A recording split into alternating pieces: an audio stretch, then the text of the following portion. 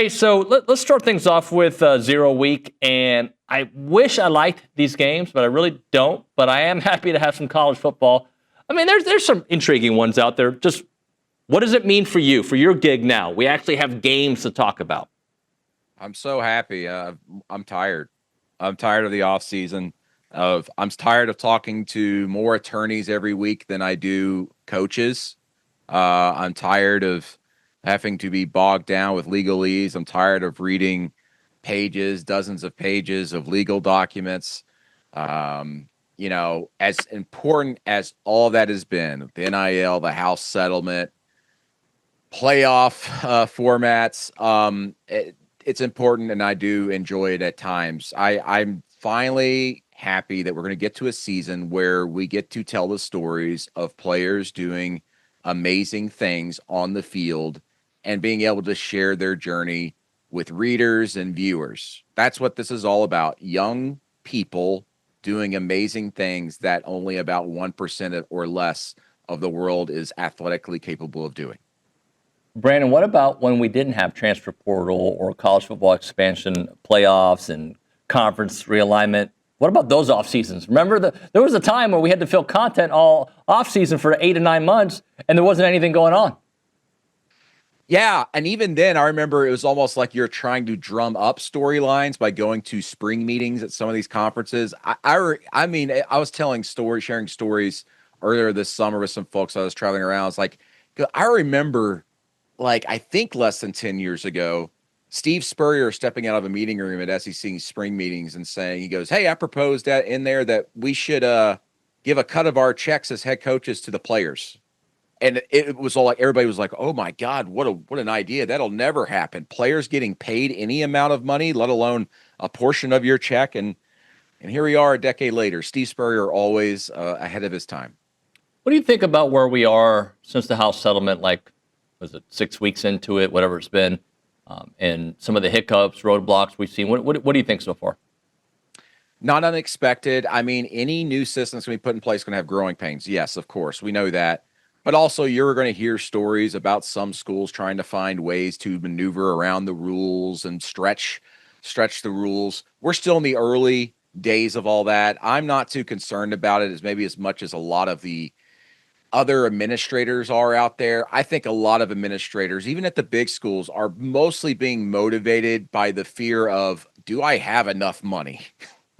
Am I going to be able to do enough to where we're not massively in debt 3, 4, 5 years down the road? They are doing their damnedest to find new revenue streams, to mine more money out of revenue streams that already exist. And it's a very stressful time for these athletic directors, not just because they're trying to stay competitive with football or basketball or baseball, but because they're trying to keep their sports alive. They're trying to keep the Olympic sports alive.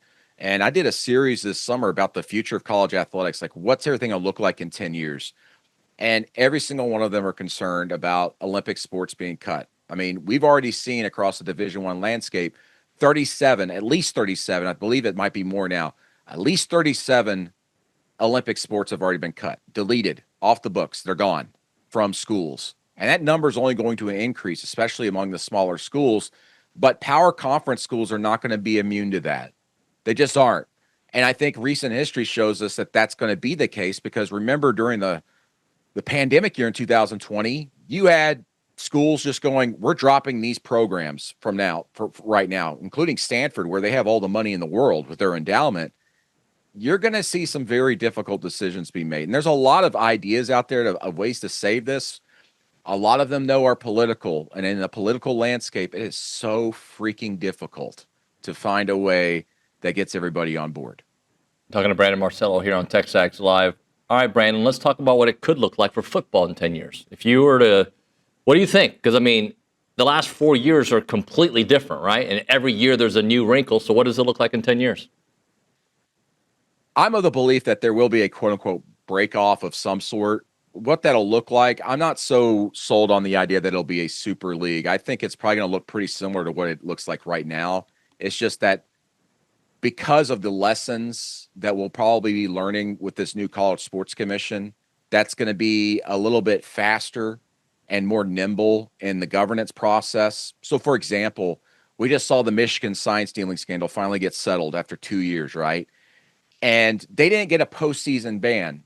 And the main reason for that is because the Committee on Infractions said, well, a lot of the people that were involved in that, the coaches, are no longer there. So it doesn't feel fair to punish the players that are there that weren't there then.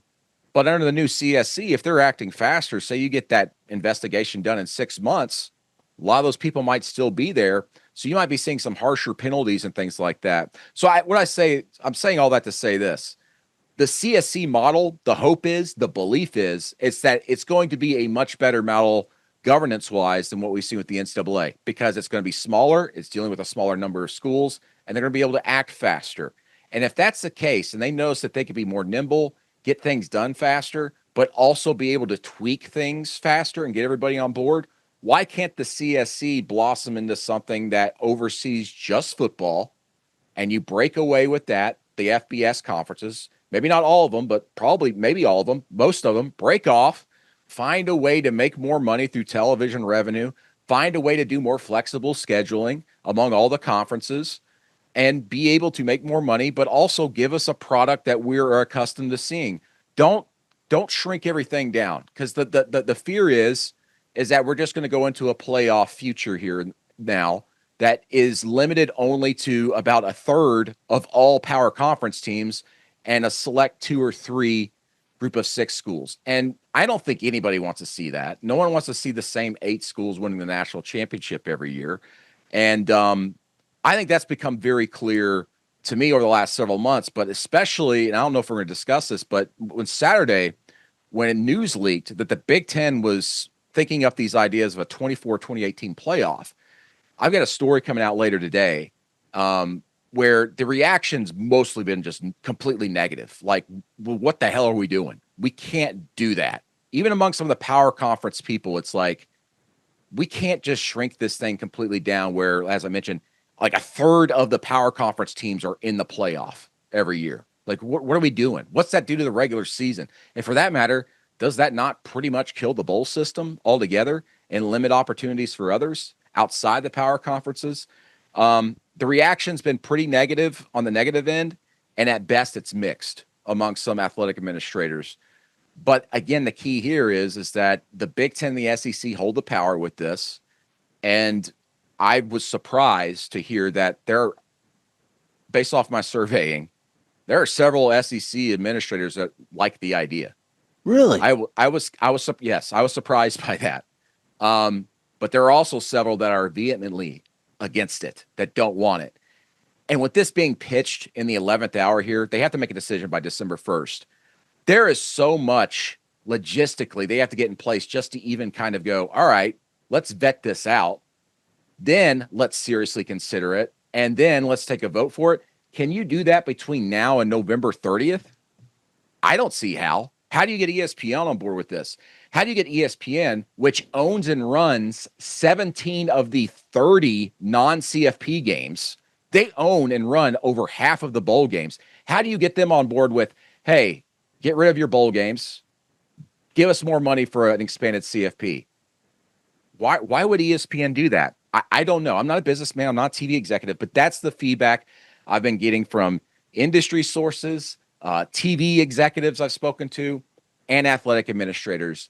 It would be a much different story if this was pitched formally a year ago and they had time to discuss this. And then one more thing on this. This isn't a new idea either. This came up in the SEC spring meetings. And there's a reason why it wasn't thrown out formally and pitched. It wasn't getting traction.